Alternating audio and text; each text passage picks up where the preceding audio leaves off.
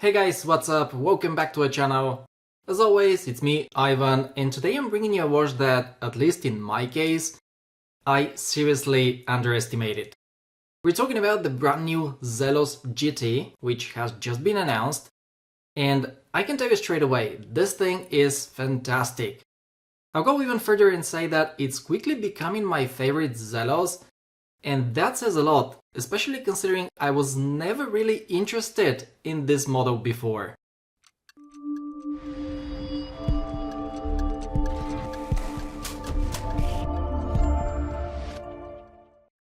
Before we jump in and take a closer look, let me quickly give you the important details. The watch goes on sale on February 26th, and once it does, you'll be able to choose from several different configurations in two sizes, 40 and 42 millimeters. Pricing starts at $429 for the steel models and $489 for the carbon case versions. That's roughly 362 and 413 euro respectively. And honestly, as you'll see in just a moment, that's a bargain for what you're getting here. Now, I also spoke to Ocean and I've got some bad news for those of you who really like this model. This might be the last time we see the Zelos GT in this configuration, because the movement it houses has officially been discontinued. So keep that in mind, as there is a very real chance you won't get another opportunity to grab one of these anytime soon. Alright, now that we've covered pricing and availability, let's move on to the dimensions. I have the 40mm version here with the cobalt blue dial, but to be fair, I would have been perfectly fine with the 42mm as well, because apart from the case diameter, the rest of the proportions are almost identical. On the 40mm, you're getting a 45mm lug-to-lug compared to 46 on the larger model, and the thickness comes in at 12.5mm on both. Sized for my 17cm or 6.7 inch wrist, this one weighs 144 grams, and I have to say, it feels extremely well balanced, it's super comfortable on the wrist, and the big reason for that is this fantastic bracelet, which we'll talk about in just a moment. As for wrist presence, this thing has plenty of it, that cobalt blue dial absolutely pops, and the cushion style case with those crown guards gives it a slightly larger appearance than the numbers would suggest. Next, here's a closer look at the bracelet. It features an H-link design with a groove running through the center links meant to mimic an engine cover. That's not something I would have ever guessed on my own, but it's a design detail I actually like because it adds a bit more depth and complexity to the overall look. Guys, when it comes to build quality, it's excellent. All the links are solid, and I especially like the end link design. They fit the case perfectly. And if you do decide to swap the bracelet out for a strap, there is minimal gap between the strap and the case, which makes the whole thing look much cleaner and more cohesive. Finishing is also very well done. It's fully vertically brushed, but it still manages to produce some really nice light play. I'm also happy to report that there are no sharp edges anywhere that come into contact with the skin, and combined with the taper down to 16mm, that's a big reason why this watch feels so comfortable on the wrist. Finally, the clasp is fully milled and it comes with the familiar on-the-fly extension system. It works great and makes fine-tuning the fit incredibly easy, especially throughout the day when your wrist size naturally changes. Moving on to the design, guys, like I said at the very beginning, I was never interested in this model. When the first batch of GTs was released last year, I saw the press images and it just didn't catch my attention at all. It felt fine, but nothing special. Then this guy on Instagram, who by the way has an absolutely insane watch collection and I recommend you give him a follow, posted a photo of his GT and I remember thinking, wow, that actually looks sharp. And now that I have it in hand, I can honestly say I've never been so wrong about a watch. The cushion case is beautifully executed.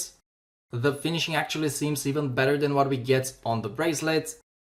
The box sapphire crystal adds a lot of depth to the dial, and those crown guards, which almost resemble chronograph pushers, give the watch an even sportier look. So what I'm trying to say is this: if you already like how this model looks in pictures or on video, I truly believe it's going to impress you even more in person. Alright guys, let's take a close look at the dial now. If you're into cars, you're immediately going to spot the Ford reference. That blue with white racing stripes is an iconic color combination in motorsport history, especially associated with the legendary Ford Motor Company racing heritage. And I think Zelos has done a fantastic job incorporating that theme into this dial. I'm not sure how well it's coming across on camera, but the blue has a metallic finish to it.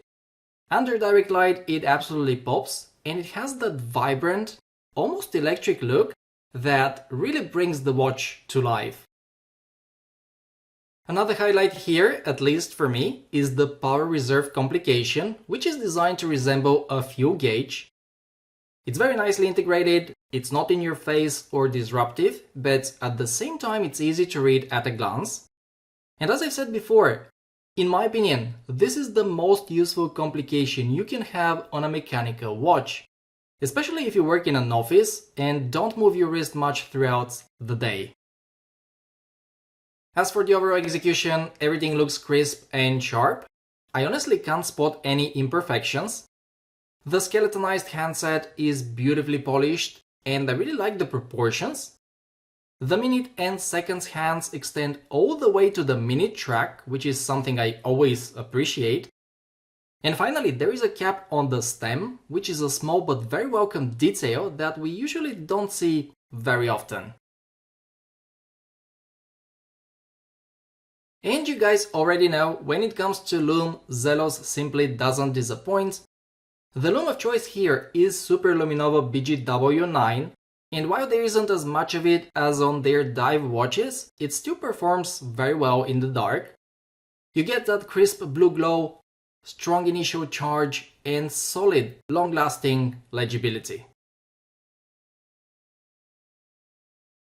I guess it's time to talk about the movement, which is the Miyota 9133, and like I mentioned at the beginning, it has been discontinued, which is exactly why this could be the last batch of GTs we see for quite some time. From my experience, it's a really solid caliber, it's reliable and generally very accurate. Mine specifically is running at just -1 second per day with 0.4 milliseconds of beat error, which is honestly fantastic performance, and I couldn't really ask for more. I also want to highlight the crown action here because it's phenomenal. Screwing the crown in and out feels smooth and precise, and setting the time is effortless.